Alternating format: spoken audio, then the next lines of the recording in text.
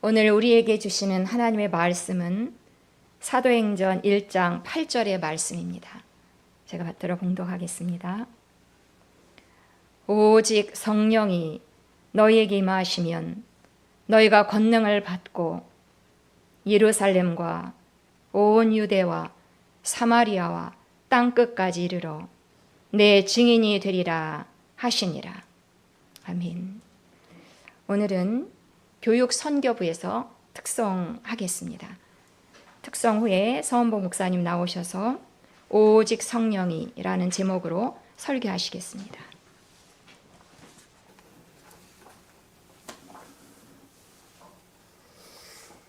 사랑하는 나의 아버지 찬양이 이렇게 아름다울 수 있다는 거 오늘 처음 알았습니다.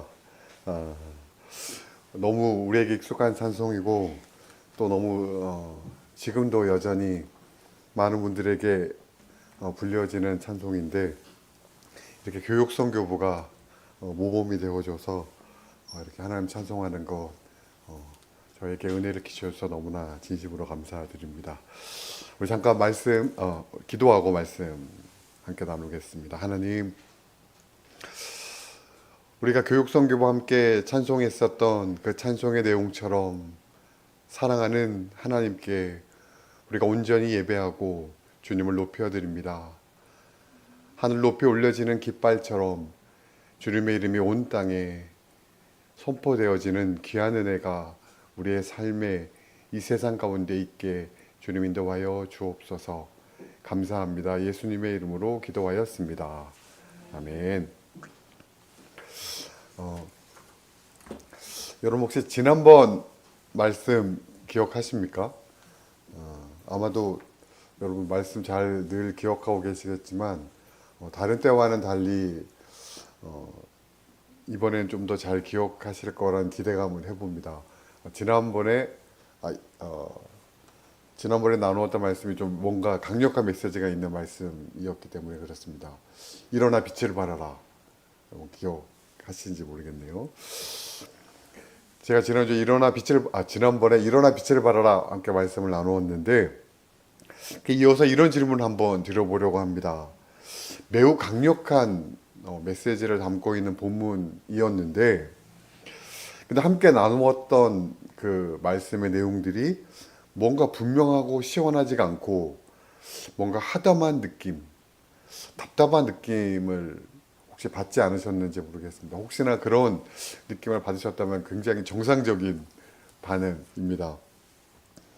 혹시 이런 생각 들지 않으셨습니까? 일어나 빛을 발하라.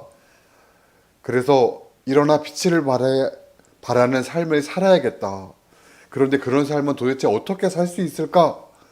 이런 고민 가운데 말씀을 들었는데 말씀을 마치면서 일어나 빛을 발하는 삶, 일어나 그리스도를 드러내는 삶, 그러한 삶을 사십시오. 그러한 삶을 살기를 소원하십시오. 그런 삶을 꿈꾸십시오. 이렇게 말씀을 드리고 지난주에 끝났거든요. 그러니까 뭔가 용두사미로 결론을 맺은 것 같은 뭔가 거창하게 막 이야기를 했는데 그냥 그리고 뚝 끊어진 느낌, 그런 마음 때문에 답답한 느낌이 들지 않으셨는가 하는 겁니다. 그러실까봐 오늘 말씀을 이어서 준비했습니다. 일어나 빛을 발하라 라고 하는 말씀과 함께 어쩌면 그보다 훨씬 더 우리에게 오늘 본문의 말씀을 익숙하고 잘 알고 있고 그리고 애송하기까지 하는 말씀입니다. 지난번에는 성경 그 구절을 구절 한 구절 한 구절 풀어가면서 여러분께 말씀을 드렸는데 오늘은 이렇게 하려고 합니다. 사도행전을 일컬어서 제2의 누가복음이라고 합니다. 누가복음의 저자이자 바울의 주치의였던 누가가 동일하게 적은 서신이 사도행전이기 때문이기도 하고 그리고 누가복음에 이어지는 내용이기 때문에 이 사도행전을 누가 제2서신이라고 제2의 누가복음이라고 표현합니다. 그래서 우리가 사도행전 1장 8절 말씀을 읽었지만 오늘 이야기는 누가복음 24장, 누가복음 마지막 장에 있는 누가복음 24장의 마지막 부분부터 시작해서 오늘 사도행전 1장 그리고 사도행전 2장까지 이어지는 내용을 함께 마치 여러분께 한 편의 이야기를 들려드리듯이 그렇게 말씀을 드려볼까 합니다. 앞서 말씀드린 대로 우리에게 너무 익숙한 말씀이기 때문에 편하게 들으실 수 있을 것이고, 또 한편으로는 오늘 함께 나누는 말씀 가운데 어쩌면 한 번도 들어보지 못했었던 이야기일지도 모릅니다. 그렇지만 이단은 아닙니다. 충분히 전해지는, 그런데 어쩌면 그렇게 우리가 많이, 사실 저도 그런 설교를 한 번도 들어본 적이 없었던, 설교 가운데 그런 내용을 들어본 적이 없었던 내용이기 때문에 그렇습니다. 그리고 이제 오늘 말씀을 함께 들으시고 제가 말씀드리는데 누가복음 24장부터 사도행전 1장, 2장 말씀을 통해서 여러분께 말씀을 드린다고 했으니 그 말씀을 기억하면서 누가복음 24장, 사도행전 1장, 2장을 쭉 한번 읽어보시면 더 귀한 은혜의 시간이 될 수 있을 것이라 생각해 봅니다. 자, 이제 먼저 누가복음 24장 44절 이하의 말씀을 함께 나눌 텐데요. 그 내용은 이렇습니다. 십자가에 달려 죽으신 지 3일 만에 부활하신 예수님을 제자들이 만났습니다. 그리고 이들은 자신이 보게 된 주님의 모습이 너무나도 놀라웠을 겁니다. 주님은 제자들에게 말씀하십니다. 그리스도가 고난을 받고 제3일에 죽은 자 가운데서 살아날 것과 죄사함의 회개가 예루살렘에서 모든 족속까지 전파되는 일에 너희가 증인이 될 것이다. 우리 한번 이렇게 상상해 보면 좋겠습니다. 우리가 이 현장에 있었다면 얼마나 가슴 벅찬 감격이 있었을까. 주님이 늘 말씀하셨습니다. 죽은 지 3일 만에 부활할 것이다. 성전을 무너뜨리고 3일 만에 다시 일으킬 것이다. 주님이 그때 끊임없이 말씀하셨던 그 말씀이 이것을 말씀하시는 것이구나. 주님의 부활의 증인으로 살아간다는 삶이 이것이구나. 실제로 주님이 늘 말씀하신 대로 주님이 실제로 부활하셨구나. 이 부활하신 주님을 증인의 삶을 살아가야겠구나. 이제 주님이 말씀하셨던 복음이 무엇인가를 제자들은 분명히 알게 되었을 겁니다. 이제는 부활의 증인으로 살아갈 준비가 그들은 확실히 되었을 겁니다. 그런데 주님은 감격에 찬 제자들에게 이렇게 말씀하십니다. 내가 내 아버지께서 약속하신 것을 너희에게 보내리니 너희는 위로부터 능력으로 입혀질 때까지 이 성에 머물라. 그들은 복음을 전할 준비가 되어져 있었고 부활의 증인으로 살아갈 준비가 온전히 되어졌다고 생각했습니다. 왜냐하면 부활하신 주님을 만났기 때문에, 실제로 무덤에 계신 그 주님이 살아나신 것을 보았기 때문에 그들은 모든 것이 다 준비되었다고 하는 생각이었을 겁니다. 우리는 주님께서 말씀하신 그 말씀이 무슨 말씀인지 너무 잘 알고 있습니다.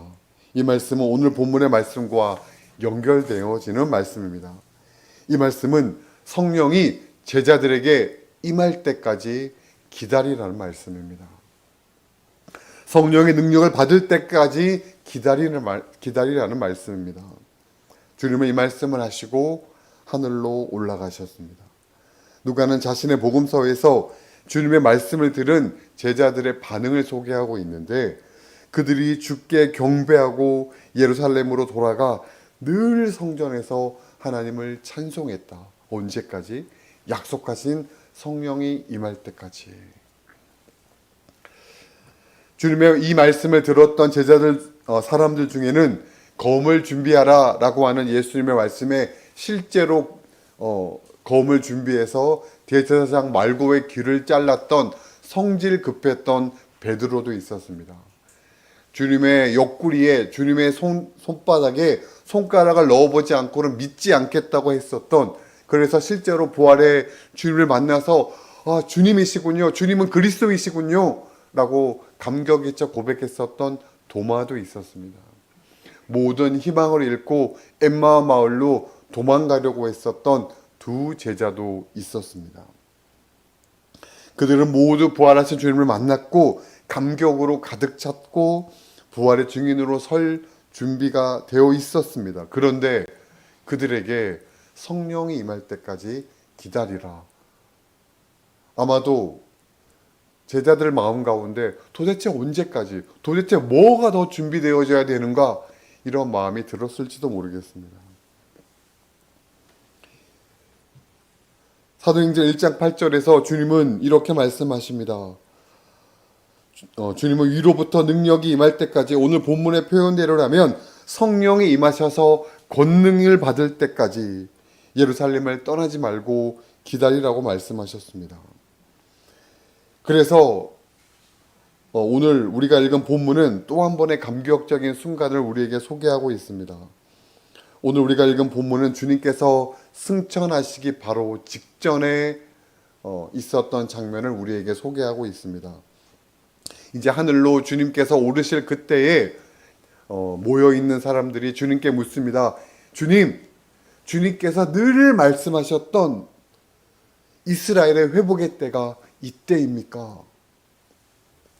그런데 그 질문에 예수님은 때와 기한은 하나님 아버지의 권한에 두었으니까 너희가 그것에 관심을 가지지 말고, 그리고 오늘 우리가 함께 읽었던 본문의 말씀, 오직 성령이 너희에게 임하시면 너희가 권능을 받고 예루살렘과 온 유대와 사마리아와 땅끝까지 이르러 내 증인이 될 것이다. 너희가 그것을 기대해라. 주님의 이 말씀을 마치시고 하늘로 오르셨다고 성경은 말씀하고 있습니다. 부활하신 주님이 40일을 이 땅에 계셨다고 했으니, 그리고 성령이 오순절에 임하셨다고 했으니, 성령은 그로부터 10일 뒤, 예수님이 올라가신 10일 뒤에 임했을 것이라고 생각합니다. 보통 이때의 일을 말할 때 다락방에 모인 120명의 문도들에게 성령이 임했다라고 말하곤 하는데, 성령의 임하시는 사도행전 2장의 사건이 일어났을 때 120명이 모인 것이 맞는지, 그리고 그들이 모인 곳이 다락방이 맞는지, 사실 그것은 분명하게 말할 수 없습니다. 다만 그들은 오순절에 한 곳에 모였고 약속하신 성령과 하늘로부터 능력이 임할 때까지 기다리고 있었다는 겁니다. 오순절에 한 곳에 모인 사람들에게 기이한 일이 일어납니다. 성경은 그 처음을 하늘로부터 급하고 강한 바람 같은 소리가 그 집에 가득하고 불의 혀처럼 갈라지는 것들이 그들에게 보였고, 그것이 각 사람 위에 하나씩 임했고, 그들이 성령에 충만하게 하심을 따라 다른 언어로 말하기를 시작했더라. 우리는 이것을 성경에 나타난 방언의 역사로 잘 알고 있습니다. 그들은 성령이 말하게 하심을 따라 방언을 말하기 시작했습니다. 그렇다면 묻습니다. 왜요? 그들은 왜 방언을 말하기 시작했습니까? 그들의 방언의 목적은 매우 분명했습니다. 이어서 말씀을 계속 나누기 전에 한 가지 잠시 이해를 돕기 위해서 여러분께 설명드릴 내용이 하나 있습니다. 그것은 방언에 대한 교회 지도자들의 입장인데요, 가르침인데요. 첫 번째로는 방언 폐기론입니다. 이것은 교회 안에 나타난 방언이 초대교회에 국한되어져서 나타났었고, 초대교회 이후에는 사라져버렸다라고 하는 입장입니다. 이 주장은 매우 설득력을 가지고 있고, 성경의 구절이나 여러 가지 어떤 현상을 근거로 해서 가르치고 있는 입장 중에 하나입니다. 두 번째로는 그 반대로 초대교회에서 시작된 방언은 여전히 지금 교회 안에도 이어지고 있다는 입장입니다. 우리에게 익숙한 교회의 중요한 가르침 중에 하나입니다. 그렇다면 저는 어떤 입장인가? 저는 박쥐처럼 중간의 입장입니다. 오늘 주제가 방언은 아니기 때문에, 그리고 사실 제가 이게 중간의 입장이다, 박쥐처럼 중간의 입장이라고 말씀을 드리는 거는 제가 이거에 대해서 좀 더 공부하고 좀 공부할 필요가 있겠다는 생각이 들어서 저는 조금 입장을 유보하고 있는, 저는 아직 배움이 부족하다는 입장이어서 그렇습니다. 그럼에도 불구하고 왜 목사님은 박쥐처럼 중간의 입장이십니까? 라고 제게 물으신다면, 목사님의 입장이 무엇입니까? 라고 물으신다면 예배 후에 혹시 함께 나눌 시간이 있으면 말씀을 나누면 좋겠습니다. 여하튼 부활의 증인으로 복음을 전할 감격에 찬 제자들에게 성령에 임할 때까지 기다리라고 말씀하셨고, 그것은 우리가 방금 나눈 대로 성령의 말하게 하심을 따라 방언을 말하게 한 순간은 틀림없습니다. 이때 이는 매우 신비로운 사건이었고 전무후무한 사건이었습니다. 이들은 왜 방언을 말했습니까? 아까 제가 왜요? 왜 이들이 방언을 말했습니까? 라고 한 질문에 대한 답입니다. 이들이 방언을 말하는 것을 예루살렘에 머무른 경건한 유대인들이 들었습니다. 그들은 오순절을 지키러 온 각 나라에 퍼져 있었던 디아스포라 유대인들이었습니다. 그들은 함께 모인 무리들이 성령의 말하게 하심을 따라 말한 방언의 소리를 들었습니다. 그 방언에 대해서 기록한 내용을 오늘 우리 사도행전 내용을 보면 하나님의 위대하신 일을 말하는 소리를 들었다고 했어요. 그 언어는 디아스포라 유대인들이 실제로 사용하는 언어였습니다. 그들은 각자의 언어로 하나님의 큰 일을 말하고 있는, 하나님의 큰 일을 고백하고 있는 그 소리를 들었다는 겁니다. 그 일은 놀라운 일이었습니다.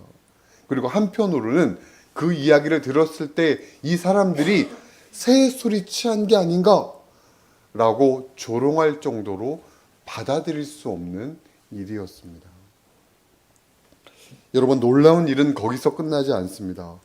사도행전 2장 14절 이하에 보면 베드로가 무리들 앞에서 설교하는 내용이 이어집니다. 이 무리들은 방언의 소리를 들었던, 그래서 그 소리에 관심을 가졌던 디아스포라 유대인들입니다.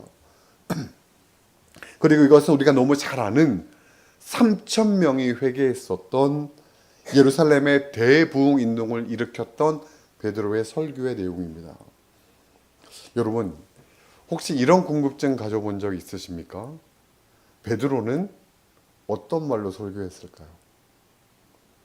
그 디아스포라 유대인들이 있었는데 각자의 말을, 각자의 언어를 가지고 있었는데, 쉽게 말해서 전 세계 사람들이 모여 있었는데 거기에서 베드로가 설교를 할 때에 통역도 없는데 어떤 말로 설교했을까요? 어떤 말로 설교했길래 천하만국에서 모인 사람들이 베드로의 설교를 듣고 3,000명이 회개하는 역사가 일어났을까요? 사도행전 2장 37절 이하에 보면 베드로의 설교를 들은 사람들은 마음에 찔려 우리가 어찌할꼬 라고 베드로에게 말했다고 했습니다. 제자들에게 말했다고 했습니다. 그들은 베드로의 설교를 온전히 이해했습니다. 그리고 그 설교는 그들의 마음을 움직였습니다.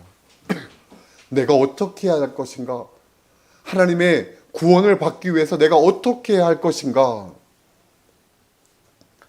여러분, 사도행전 2장의 방언의 역사는 교회 역사상 전무후무한 사건이었습니다.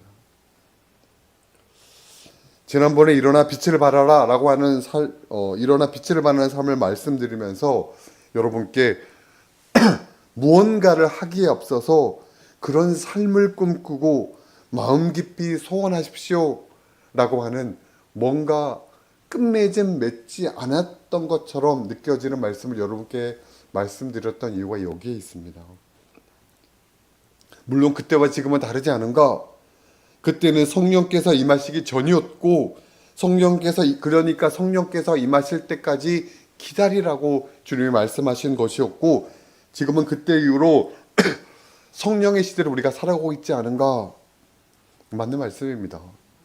그렇지만 성령은 이미 창세 전에 이미 이 세상 가운데 있었습니다.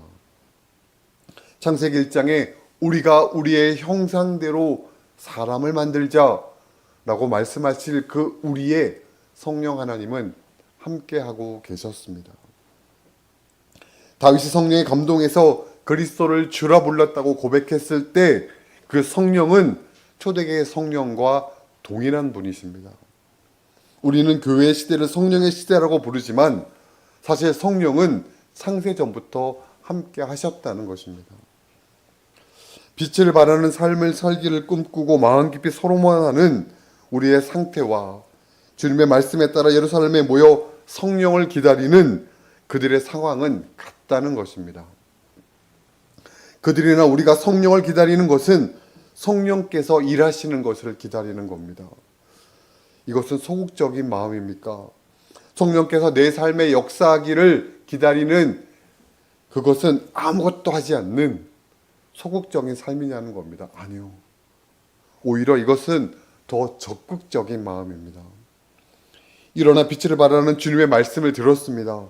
이제는 일어나서 빛을 발하는 삶을 살기로 마음에 결단했습니다. 마음에 큰 소원을 품었습니다. 그리스도인답게 그리스도를 드러내는 삶을 살기로 마음먹었고 이제는 죄와 타협하지 않고 온전한 그리스도인의 삶을 살기로 마음먹었습니다. 그런데 여전히 나는 죄에 걸려 넘어집니다. 로마서의 바울은 이러한 자신의 상태에 대해서 원하는 바 선은 행하지 아니하고 원치 아니하는 바 악을 행하는도다 라고 말합니다. 이런 상태가 구원받지 않은 상태인가? 아니요. 구원받은 사람입니다. 그리스도인입니다. 나는 구원받았는데 그래서 나는 이제 선을 행하기를 원하는데 악을 행하기를 원치 않는데 그런데 여전히 내가 내 삶에 여전히 죄가 있고 여전히 내 삶에 악이 있고 여전히 내 마음의 중심에 악이 존재한다는 거예요. 바울은 이런 자신의 상태를 깊이 묵상하면서 이렇게 한탄합니다. 오라, 이제 알았다. 나는 공고한 사람이구나. 이 사망의 몸에서 누가 나를 건져낼 수 있을 것인가. 그리스도인의 삶의 시작은 이처럼 자신의 상태를 철저하게 인식하는 상태에서 시작됩니다. 예수 그리스도의 십자가의 대속을 내가 믿고 내가 구원받은 사람인 것을 믿고 내가 거듭난 사람인 것을 내가 믿고 그렇게 살기로 결단하지만 여전히 바라지 않고 원하지 않는 죄에 걸려 넘어지는 삶을 살고 있는 내 스스로의 모습을 내가 스스로 발견하고 그래서 탄식하는 삶에서 그리스도인의 삶이 시작되어진다는 겁니다. 그것을 내가 철저하게 인식하고 그것을 내가 철저하게 깨달아야 하나님의 도우심을 구할 수 있다는 것입니다. 그래야 우리는 하나님의 도우심을 성령의 인도하심을 철저하게 구할 수 있고 성령의 인도하심대로 살아갈 수 있다는 겁니다. 해가 뉘엿뉘엿 져가는 늦은 저녁 한 노인이 자신의 손자와 함께 호숫가에서 대화를 나누고 있었다고 합니다. 이 손자는 한참 호기심이 왕성한 나이였기 때문에 자신의 할아버지에게 이것저것 물어봅니다. 할아버지, 계절은 왜 바뀌는 거죠? 할아버지, 왜 여자들은 지렁이나 벌레를 싫어할까요? 할아버지, 인생이 무엇일까요? 다소 우스꽝스러운 질문부터 시작해서 다소 철학적인 질문까지 할아버지에게 꼬치꼬치 묻기 시작합니다. 그렇지만 할아버지는 이 손자가 귀여운지 하나하나 이 손자에게 자상하게 질문을 해줬습니다. 이게 마지막으로 이 손자가 할아버지께 질문합니다. 할아버지, 하나님을 본 사람이 있을까요? 하나님을 볼 수 있을까요? 그러자 이 할아버지가 그 손자의 머리를 쓰다듬으면서 이렇게 대답합니다. 아가야, 나는 이제 점점 하나님 외에는 아무것도 보이지 않는단다. 나이를 먹어서 눈은 점점 침침해져 가고 그래서 점점 보는 것이 힘들어지지만, 그렇지만 하나님을 보는 눈은 점점 더 선명해져 가는 삶, 우리 그리스도인의 삶이 그래야 하지 않겠습니까? 믿음의 연수가 더 해갈수록 하나님을 더 깊이 알아가는 삶이 되어져야 하지 않냐는 겁니다. 세상의 지혜는 더욱더 깊어져만 가고, 그래서 세상의 이치에 대해서는 누구보다도 더 밝히 잘 설명할 수 있고 말할 수 있지만, 그래서 세상에서 지혜자라고 인정받는 삶을 살아가고 있지만, 하나님에 대해서는 전혀 그렇지 못한 사람, 그런 사람이 그리스도인들의 모임인 교회에 얼마나 많은지요. 지금 여러분 앞에서 뭔가 자신 있어 보이는 듯이 말하는 저의 모습은 어떨까요? 사랑하는 여러분, 지금 말씀을 듣고 있는 여러분은 어떠십니까? 여러분을 구원하신 하나님에 대해서 믿음의 연수가 더해 갈수록 점점 더 하나님을 알아가는 그 마음이 깊어지고 계십니까? 그래서 우리는 오늘도 예배를 드립니다. 예배 가운데 임재하셔서 우리 예배를 받으시는 하나님을 깊이 만나기를 소원합니다. 지난주 드린 예배보다 오늘 드린 예배가 더욱더 하나님을 깊이 만나는 예배가 되고, 오늘 드리는 예배보다 다음 주일 드리는 예배가 더욱더 하나님을 깊이 만나는 예배가 되어지기를 소원하는 가운데 예배 드립니다. 예배는 주일날 한 번 드리는 것이 아니라 삶이 예배라고 말하기 때문에 오늘이 내일보다, 내일이 모레가 더 하나님을 더욱더 깊이 만나는 삶이 되어지기를 소원합니다. 그래서 우리는 매일매일 성령의 인도하심을 기다리고 기대합니다. 자꾸만 넘어지는 내 스스로의 연약함을 깨닫고 성령의 도우심을 구합니다. 그렇게 우리는 점점 그리스도인이 되어가고 점점 일어나 빛을 발하는 삶을 살아갈 수 있게 되는 것입니다. 일어나 빛을 발하는 삶을 살기를 마음에 소원하고 그렇게 살겠다고 마음에 결단하는 사랑하는 성도 여러분, 오늘 말씀과 같이 오직 성령이 우리에게 임하셔서 그 일이 우리 가운데 이루어지며 우리가 비추는 그리스도의 빛으로 왕들이, 나라가, 오늘 본문은 아니지만 함께 나누었던 사도행전 2장의 그 역사처럼 우리의 복음을 듣고 우리의 그리스도인으로 살아가는, 복음되는 삶을 살아가는 우리의 삶을 바라보고, 그래서 왕들이, 나라가, 우리 지난번 이사야 60장의 말씀처럼 왕들의 나라가 주 앞에 오게 되는 우리로 말미암아 주 앞에 와 우리 함께 주님을 경배하게 되는 그런 귀한 역사가 우리의 삶 가운데, 우리 샘톡교회 가운데 있기를 주님의 이름으로 간절히 축원합니다. 우리 함께 오늘 말씀 기억하면서 함께 묵상하며 기도하겠습니다.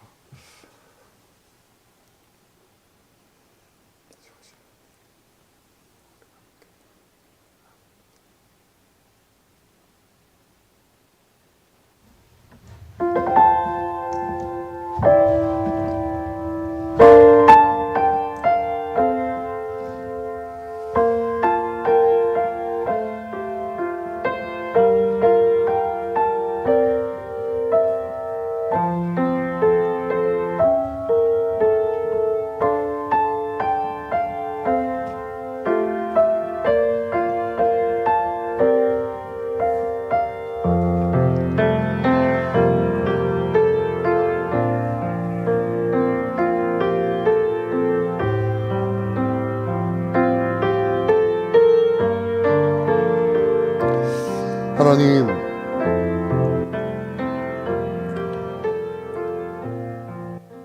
우리가 성령의 인도하심으로 살아갈 수 있기를 원합니다.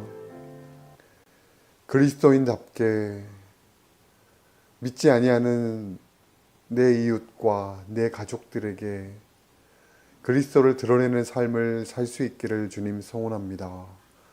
주님, 그래서 성령의 인도하심이 필요합니다.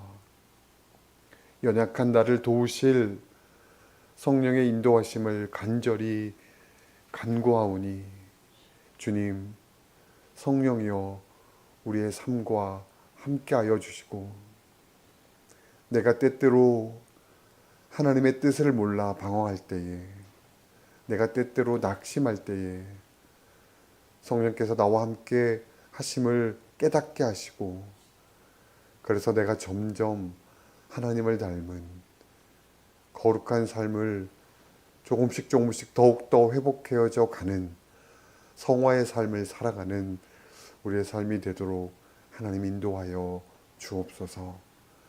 감사드리며 예수님의 이름으로 기도하였습니다. 아멘.